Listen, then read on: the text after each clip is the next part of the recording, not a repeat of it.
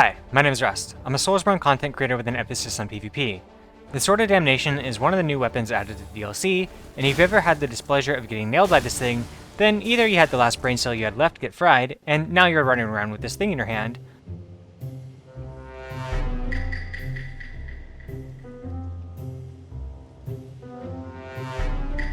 Hello gamers. or you're here to find out how the hell this thing works, and how you can avoid getting nailed harder than that time that you got stuck in a clothes dryer.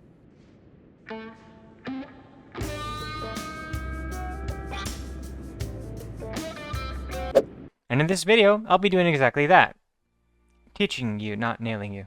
Be sure to like and subscribe, and let me know in the comments if you found this information helpful at all, or if you're just more confused than ever. The Sword of Damnation's Ash of War, Golden Crutch, allows a player to perform a command grab that pulls people into an animation that acts very similar to a riposte, making both players immune to damage from external sources until the animation is finished. If you miss the first part of the Ash of War, then there's a follow-up attack that you can perform to try and catch anyone that tries to punish the initial grab. After the follow-up, the recovery into a roll is pretty quick, so overall, this Ash is really challenging to punish. What players often experience is that they get pulled into a grab animation by the Ash of War from out of their rolls or from insane distances. But the way this grab works is a lot less of a mystery than it may first seem. Attacks in Elden Ring work on a two-sided confirmation.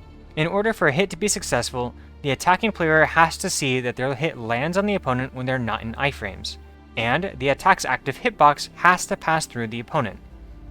The opponent then checks if they were in iframes during that animation when they see it on their screen. If both checks from the attacking player are confirmed, but the opponent is in iframes on their side of the connection, then the player will receive no damage, but instead receive a phantom hit, letting them know that, hey, according to the other player's perspective, you rolled late. This system also works in reverse. Let's say that the attacking player goes for an attack, but the opponent successfully iframes through the attacker's perspective. Even if the opponent was outside of iframes on their side of the connection when they see the hit pass through their body, then they won't be affected by the attack. The other scenario is when the attacker goes for an attack, but the opponent is outside of the range of the weapon. Then, even if the opponent walks through the active hitbox on their side of the connection, the attack won't land.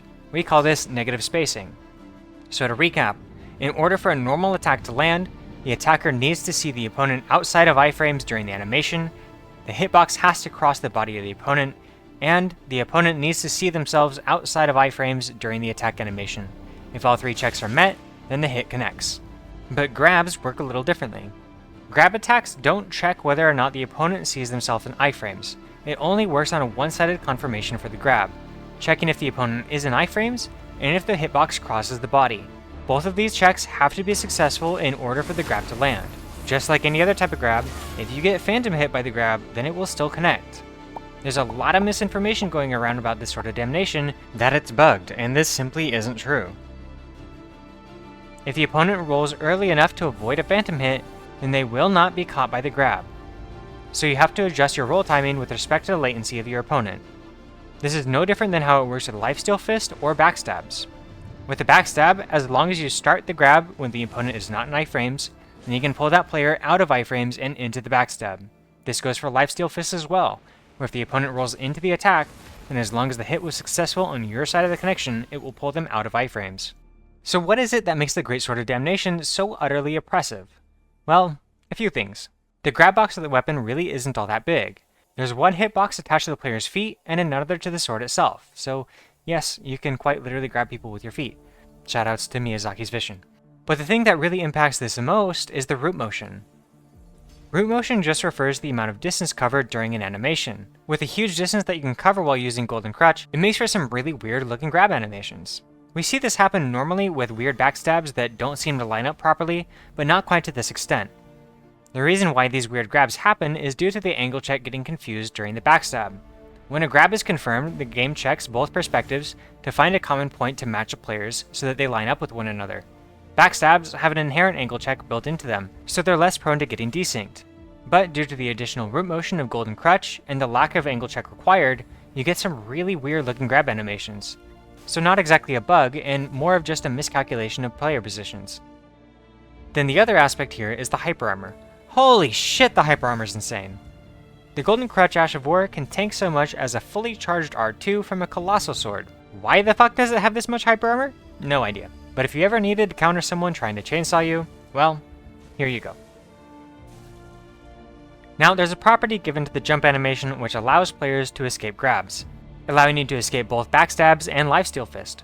The startup of the grab's protection isn't until you begin to descend from the jump, so you can still be pulled down if you don't jump out of the backstab attempt early enough.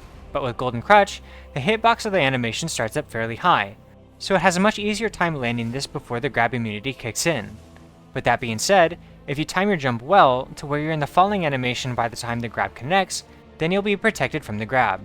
So to all the allegations of this weapon being bugged or not, simply put, it's not. For all intents and purposes, it works entirely as it's designed, just with the additions of a lot more range and hyper armor compared to other grabs. If you're in a position where they've already started the animation, then your goal should be to roll early in order to make sure that you have active iframes on the opponent's side of the connection, or try and time a jump to use the grab immunity. But I really don't recommend the second option. Rolling away will always be safer than rolling in, otherwise you can be caught by the feet hitbox, and for the love of God, don't ever try and trade with it. You won't win. Really, your best option is to play as passive as fuck and never put yourself in a position to get hit by the Ash. Using a Colossal or any other weapon with a high commitment is asking for trouble, so sticking with small weapons, range punishes like Stormblade, or things of that nature is going to be your best option.